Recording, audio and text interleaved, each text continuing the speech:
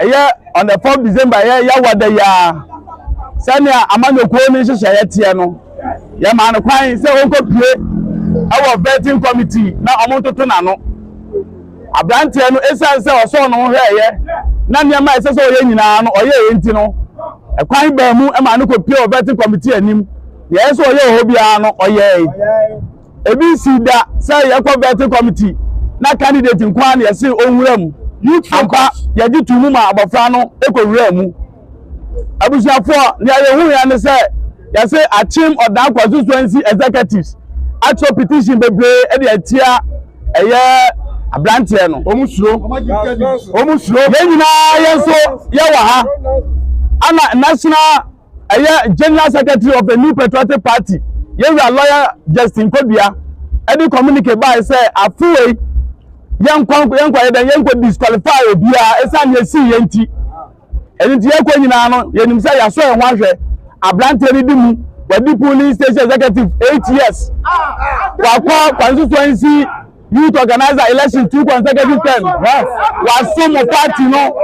ekwan bebre so ampitation sanda na sɛ aba party leader every party ni so mra no ema ne kwan ema ne contest yedi wo no yɛsɛ yɛde petition ask ansem bebre e de atia no ni America ne say sa petition na omudi tie ni nyina no enokura ba kokura enim yes abusuafo ni omudi tie abofra ne edi kan ne say ejomfo e demonstration bi omoye bia no mudwa ase na omani atan omo demonstration omoye ye no ablante yi na kwahye akire sa be no me ananam ya assembly member e wo the said area e market wo ni omudu to ablante no so no enya no kre sa be no na omoye demonstration no na ablante no na oni ho abusuafo ni etosu mienu oda abusuafo ni etosu mienu yase ablante eye honorable Denis Obiagye ayi site eye aboaboman sa aboabo ensolintia eye MPP amanyoko ene oda MP menemo ka sei empempen yenyina ye wa ha ye hu se aboabofo asore e de atia the member of parliament ye hu se aboabofo ayo ye kire bi e de atia obi enti saa nyama na mo ka ye nyina no so no eye moguo abusuafo ni atoso ne se amoka ti abrante ne se wadidi emrase bedwani onimanyamfo Alexander Kwasi akwa wadidi na tam abusuafo ade ba ko eye me yakase ne se eye yan regional chairman eye Jeff Kunadu onimanyamfo me no ka se wale IT incliner onim ICT ni ye na se ye twa be bi kitwa bi de blow se ye de MP atama akani am expecting ne se wo be call for full audio no na watie me no ka se sa audio na wo so de amnase bedwani atam no esi eye 2021 sa bla no na constituency na ye nkọ constituency elections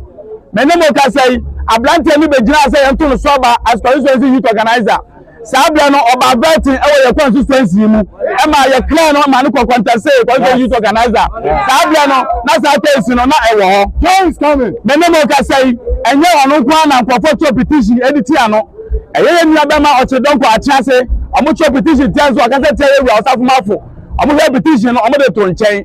me no ka say 2016 ye wi Asante bedi akon ono so ko gina vetting committee anim omo chiro petition de ko tiano vetting ni bisa say petition na mo di aba no eye nipa na mo candidate na mo petition etia no o copy am ka so mo copy no amutudu yi ekwesi sen ana eneda ya yesi ye ba beto aba ana ye ko vetting ana ye di vetting ye di petition by na maji atu eye ye candidate no enimo we ni aye me ya ne say ya ama no kwan ama no explain no ho dem be see that say vetting committee 7 panelists etekwonyam force your candidate say onu a si from your candidate ni ka tro me say onyankopon na asoma no eti etase etie onyankopon ni na nyame asoma no oye eti wantie say obesi from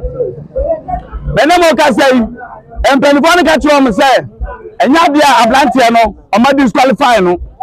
onu abu Denis Obiagye enya tutrasem eni to akache say ye mana titafo nyina no and you say you disqualify no. Now we na come and tell me oslo contest. Now I the cost for now osiro ye duma say be okana. Omlem yenko contest no. Ye hu kofie eni tutu to board amani. Yatia obese obosa wuro bebre onu ankasa zu kesi si bia say sa bose nim na o kan no. Se wentina nyemu ba kokura ye nto abentia no. Anu na yi no enti na osiro no. Say okete say school dan a ono buku 2 year ekwan ni impuntuduma oye nyina no MP bia bi na mmom ono de sonko anum aba be ka ho no de asemukina enum ni na wa feli okaka na oto ya mpia watete nkwale etwada pa entutuya ne mpapa mu enka bom ni party ni so bia jeyi a oye Aspirant'S bi a obre no ho asepa osom ne man na ope impuntuo e de ama ne manfo obedi asam ne ma wodan kwanta eye mfie wotwe obi ehunu nyuma pa oyeye obeye napo coordinator si etua de campo a na de hwe emabu omo so tuom school fees no tuom school so se ne be ya impuntuo ebebo ba odada ache sabre yesra eye national executives ene national appeals committee election committee say asem na ba beto manim no ye be sra se on be clear ye no abudenis esan say oji MPP party ho odan kroma yewe emabu no se edumbra ye fa ya ho enje jump ni forum fa ya ende mo pe ye pemputuo ye penkabom ye pe adwuma ye be se mbate o kroma na yetumpon na MP wa be hye ye bo se oba be bia adwuma o hye bo ebonum se wanye ba akokora ye tu abantiawo o so be bia factory also the taxes na bia man for taxi driver da ye adwuma ene ndi hakeni na ni na wo ye mu bia taxes akofa ba ye bi oda obo na ni ase eti be se taxi driver bia we tu car e wo kroma factory so far factory mbian ba e fe ebi mbesa akonya ato e wo se ya tu aba na ye de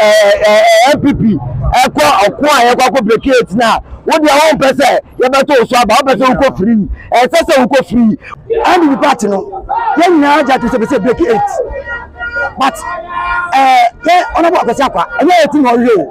o so na kata ni ye die de bi kan e chance afi police station they say what create problem